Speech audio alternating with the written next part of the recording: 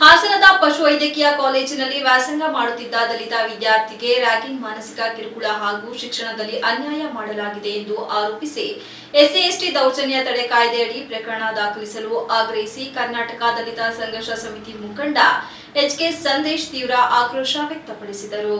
ಪತ್ರಿಕಾಗೋಷ್ಠಿಯಲ್ಲಿ ಸೋಮವಾರ ಮಾತನಾಡಿ, ವಿದ್ಯಾರ್ಥಿಯ ಭವಿಷ್ಯ ಹಾಳು ಮಾಡಿರುವ ಸಂಬಂಧಪಟ್ಟ ಅಧಿಕಾರಿಗಳು ಹಾಗೂ ಹಿರಿಯ ವಿದ್ಯಾರ್ಥಿಗಳ ವಿರುದ್ಧ ಪರಿಶಿಷ್ಟ ಜಾತಿ ಮತ್ತು ಪರಿಶಿಷ್ಟ ವರ್ಗಗಳ ದೌರ್ಜನ್ಯ ತಡೆ ಕಾಯ್ದೆಯಡಿ ಪ್ರಕರಣ ದಾಖಲಿಸಿ ಕಾನೂನು ಕ್ರಮ ಕೈಗೊಳ್ಳಬೇಕೆಂದು ಸಂಘಟನೆ ಸರ್ಕಾರವನ್ನು ಆಗ್ರಹಿಸಿದರು. ಪರಿಶಿಷ್ಟ ಜಾತಿಗೆ ಸೇರಿದ ವರ್ಧನ್ ಎಂ. ಬಿನ್ ಮೋಹನ್ ಕುಮಾರ್ ಎಂಬ ವಿದ್ಯಾರ್ಥಿ 2023 ಜನವರಿ 6ರಂದು ಹಾಸನದ ಪಶುವೈದ್ಯಕೀಯ ಕಾಲೇಜಿಗೆ ಎನ್ಆರ್ಐ ಕೋಟಾದಲ್ಲಿ ಪ್ರಥಮ BVS AH ಕೋರ್ಸ್ಗೆ ದಾಖಲಾಗಿದ್ದಾನೆ. ಈ ಕೋರ್ಸ್ಗೆ ವಾರ್ಷಿಕ ಸುಮಾರು 12 ಲಕ್ಷ ಶುಲ್ಕ ಪಾವತಿಸಲಾಗಿದ್ದು ಎಲ್ಲಾ ವೆಚ್ಚಗಳನ್ನು ಸೇರಿಸಿ ಭಾರಿ ಮೊತ್ತ ಖರ್ಚು ಮಾಡಲಾಗಿದೆ ಎಂದರು. ಪ್ರಸಕ್ತ ಶೈಕ್ಷಣಿಕ ವರ್ಷದಲ್ಲಿ ವಿದ್ಯಾರ್ಥಿ ಪ್ರಥಮ ವರ್ಷದಲ್ಲಿ ಅನುತ್ತೀರ್ಣನಾಗಿದ್ದಾನೆ. ಈ ಹಿನ್ನೆಲೆಯಲ್ಲಿ ವಿದ್ಯಾರ್ಥಿ ಹಾಗೂ ಪೋಷಕರು ಉತ್ತರ ಪತ್ರಿಕೆಗಳನ್ನು ತೋರಿಸಲು ಕಾಲೇಜು ಮಂಡಳಿಗೆ ಮನವಿ ಮಾಡಿದ್ದರು. ಕಾಲೇಜು ಆಡಳಿತ ಮಂಡಳಿ ಉತ್ತರ ಪತ್ರಿಕೆಗಳನ್ನು ನೀಡಲು ನಿರಾಕರಿಸಿದೆ ಎಂದು ದೂರಲಾಗಿದೆ. ಸೀಟು ಉಳಿಸಿಕೊಳ್ಳುವ ಅನಿವಾರ್ಯತೆಯಿಂದ ಮತ್ತೆ ವಾರ್ಷಿಕ 12 ಲಕ್ಷ ಪಾವತಿಸಿ ವಿದ್ಯಾರ್ಥಿಯನ್ನು ಪುನಃ ಅದೇ ವರ್ಷಕ್ಕೆ ದಾಖಲಿಸಲಾಗಿದೆ ಎಂದು ಹೇಳಲಾಗಿದೆ. ಇದೇ ವೇಳೆ ಕಾಲೇಜು ಹಾಸ್ಟೆಲ್ ಮತ್ತು ಕ್ಯಾಂಪಸ್ನಲ್ಲಿ ಕೆಲ ಹಿರಿಯ ವಿದ್ಯಾರ್ಥಿಗಳು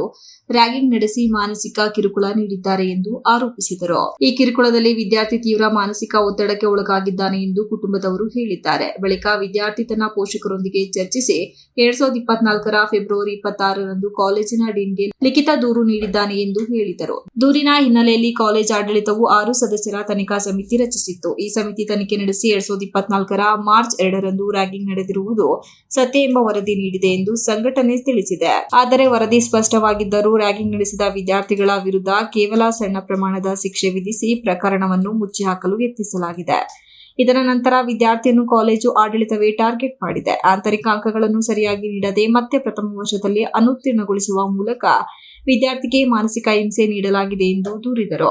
ಈ ಕುರಿತು ವಿದ್ಯಾರ್ಥಿ ಅನುತ್ತೀರ್ಣನಾಗಲು ಕಾರಣವಾದ ಅಂಶಗಳನ್ನು ತಿಳಿಸಿ ಉತ್ತರ ಪತ್ರಿಕೆಗಳನ್ನು ತೋರಿಸಲು ಮನವಿ ಮಾಡಿದ್ದಾನೆ. ರಾಜ್ಯ ಮಾಹಿತಿ ಆಯೋಗವು 2026 ಜನವರಿ 22ರಂದು ಉತ್ತರ ಪತ್ರಿಕೆ ತೋರಿಸಲು ಸೂಚನೆ ನೀಡಿದ್ದರೂ ಕಾಲೇಜು ಮಂಡಳಿ ಅದನ್ನು ಪಾಲಿಸಿಲ್ಲ ಎಂದರು. ಈ ಎಲ್ಲಾ ವಿಚಾರಗಳನ್ನು ಪ್ರಸ್ತಾಪಿಸಿ ಕರ್ನಾಟಕ ಪಶುವೈದ್ಯಕೀಯ ಪಶು ಮತ್ತು ಮೀನುಗಾರಿಕೆ ವಿಜ್ಞಾನಗಳ ವಿಶ್ವವಿದ್ಯಾಲಯ ಬೀದರ್ನ ರಿಜಿಸ್ಟ್ರಾರ್ ಅವರಿಗೆ 2024 ಡಿಸೆಂಬರ್ 11ರಂದು 2025 ಡಿಸೆಂಬರ್ 21ರಂದು ಲಿಖಿತ ದೂರು ನೀಡಲಾಗಿದೆ. ವಿದ್ಯಾರ್ಥಿಗೆ ನ್ಯಾಯ ಒದಗಿಸಿ ಸಮಗ್ರ ತನಿಖೆ ನಡೆಸುವಂತೆ ಮನವಿ ಮಾಡಲಾಗಿದ್ದರೂ ಇದುವರೆಗೆ ಯಾವುದೇ ಕ್ರಮ ಕೈಗೊಳ್ಳಲಾಗಿಲ್ಲ ಎಂದು ಸಂಘಟನೆ ಅಸಮಾಧಾನ ವ್ಯಕ್ತಪಡಿಸಿದೆ. ಒಬ್ಬ ದಲಿತ ವಿದ್ಯಾರ್ಥಿ 2 ವರ್ಷದ ಅಮೂಲ್ಯ ವಿದ್ಯಾಭ್ಯಾಸ ಹಾಳಾಗಿದ್ದು, ಇದಕ್ಕೆ ಕಾರಣರಾದವರ ವಿರುದ್ಧ ಸರ್ಕಾರ ಕಠಿಣ ಕ್ರಮ ಕೈಗೊಳ್ಳಬೇಕು. ವಿದ್ಯಾರ್ಥಿಗೆ ಆಗಿರುವ ಅನ್ಯಾಯ ಸರಿಪಡಿಸಿ ಪುನಃ ಇದೇ ಕಾಲೇಜಿನಲ್ಲಿ ಪ್ರಥಮ ವರ್ಷದಿಂದ ವ್ಯಾಸಂಗ ಮಾಡಲು ಅವಕಾಶ ಕಲ್ಪಿಸಬೇಕೆಂದು ದಲಿತ ಸಂಘರ್ಷ ಸಮಿತಿಯ ಮುಖಂಡರು ಒತ್ತಾಯಿಸಿದರು.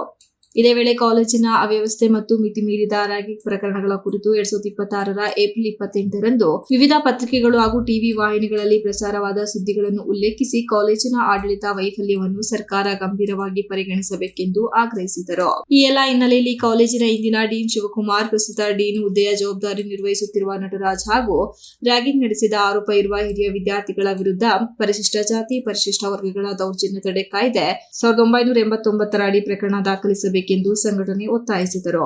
ಇವರ ಮೇಲೆ ನಿಜವಾಗ್ಲೂ ಕೂಡ ದಾಖಲು ಮಾಡಬೇಕು, ದಾಖಲು ಮಾಡಿ ಇವರ ಬಂಧನ ಮಾಡಬೇಕು ಅಂತ ಹೇಳಿ ನಾನು ಅತ್ಯಂತ ಆಕ್ರೋಶವಾಗಿ ನಾನು ಆ ಪ್ರಿನ್ಸಿಪಾಲರ ಮೇಲೆ ಮತ್ತು ಆ ವಿದ್ಯಾರ್ಥಿಗಳ ಮೇಲೆ ನಾನು ನಿಜವಾಗ್ಲೂ ಕೂಡ ನಾನು ಯಾವತ್ತೂ ಕೂಡ ನನಗೆ ಸಿಟ್ಟು ಮಾಡಿ ಒಬ್ಬರು ದ್ವೇಷ ಮಾಡಿ ನನಗೆ ಅಭ್ಯಾಸ ಇಲ್ಲ.